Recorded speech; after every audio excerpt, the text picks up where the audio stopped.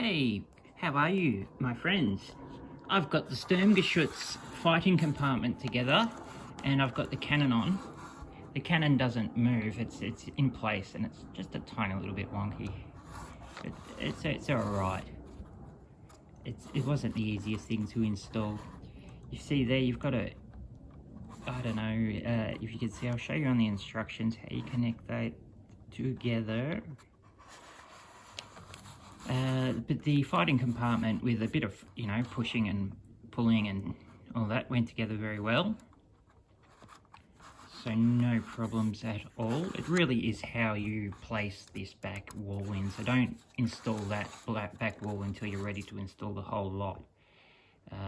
Because there's no guide for the bottom, so you can have it forwards or back or whatever too far, and it won't fit. So make sure you install this all together. It says in the instructions to put this in very early, but I wouldn't do that until you start putting all these on with it.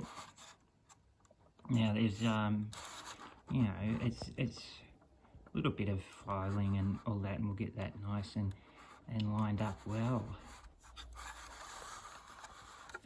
There's not much interior you see with these. I don't know why I went over the top with all the painting and that in there. And it's very dark inside, so it's not really an interior kind of tank, but it's there, so it's there in case you do happen to see inside. It's got a nice interior, but yeah, she's a very good looking little tank, very good looking. So we've got now the accessories to build. So we've got boxes to put on the back. They're pretty nice. They've got some nice little photo etch clips on. I'll just give those clips a little bit of a clean up, bit of a file. I've got to install the radio, so I'll just paint that by hand, just giving it a bit of a a red brown. That just goes on that little gap there, like so. Chuck that in like that, and it goes in like that. And then there's some side panels along here, and there's a little window there, eh? That would be for the driver. Also, you had to put on this part here, so to cover the front.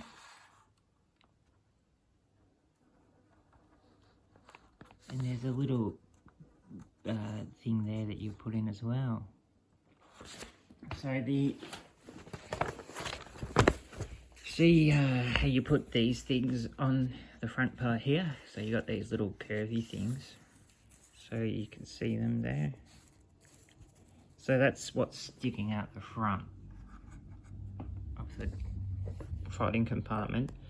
So when you got this panel here, so this panel here, just install this panel.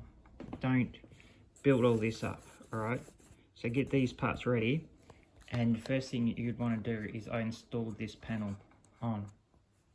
All right, so on the back of that panel there's these 4 things, and those things just sit on the top of those grooves, and the bottom ones just sit underneath.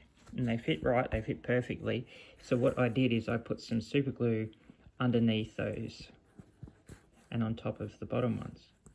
And I came in and installed it. So I put this on, you got it right, lined it up with the gun and installed it like that. Then, once it was dry and solid, I was able to come in, put this into the gun, install this part, so the actual cannon, and then put this over the top. So that seemed to work the best for me. So right now we've got all this on, so now we're just going to build the accessories. So we're just going to put all those things on.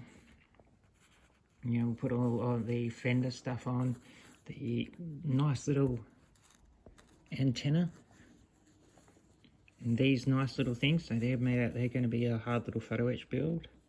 And all these front bits with the nice little chains they have on them. I'm not going to put the lights in, that's unnecessary. I might save these lights because they're just going to be covered by that. might save these lights here for the other one that I've got, the tank version. So we can fix that up. And then we just, yeah, we're just putting on now the rest of all the accessories. We're just getting it finalized, and we'll put on this tow cable, and we'll do, you know, the side panels and the doors. We're not that far off now, but, you know, take our time, slowly. It looks really good though. I like it. The cannon was a bit wonky. That's the, yeah, like what I'll say about these Miniart kits. So this particular series, the early Panzer III series, they are hard to get together. If you work these and make them look good, they will look amazing, but it's very difficult to get these ones to line up.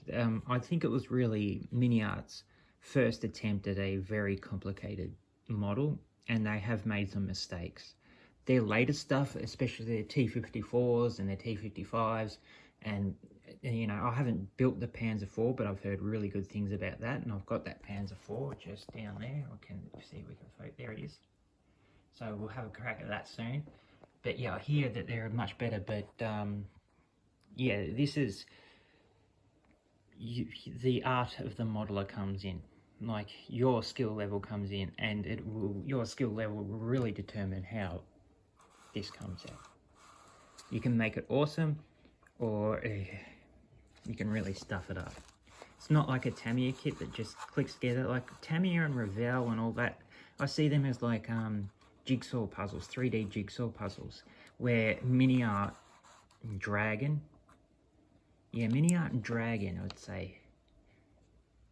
Because even Ryefield and all that sort of fit into the jigsaw puzzle category, but Miniart and Dragon, you have to be a modeler to build these. They're not a jigsaw. They're a model. Well, anyway, that doesn't make any sense, but I'm sure it will to someone. I'm having my Italian drink. It's very strong. It's that blood orange stuff. It's really crazy, but I don't mind it. But it seems like the Italians like really bitter drinks. Yeah, that's bitter. That's good and bitter.